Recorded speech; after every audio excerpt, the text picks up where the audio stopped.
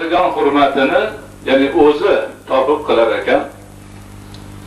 Toshkent bilan Bekobodning orasida keng bir dehqonchilik yerlari bor. O'sha yerdagi dehqonlardan biri keldi.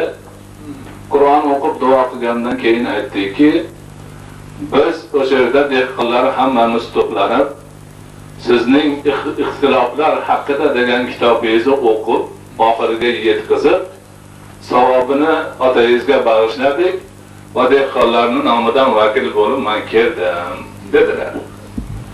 Biz ularga ham tashakkur bildiramiz va shunga o'xshagan ishlarni qilayotganlarga ham tashakkur bildiramiz. Otamiz rahmatullohi alayhi vafot etganlaridan beri o'zimizni Buloqboshi qishlog'ida, atrofdagi qishloqlardagi tug'ilayotgan o'g'il bolalarga Muhammad Yusuf ismini qo'yishyapti.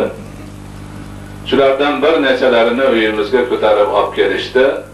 Ben o'zim azon aytib, tanlaylarini ko'tarib, o'sha jajji Muhammad Yusuflarni haqqiga hoji bobolariga o'xshagan olim bo'lishlarini tilab, shariatga xodim bo'lishlarini tilab, qo'ldan kelganicha duolarni qildim.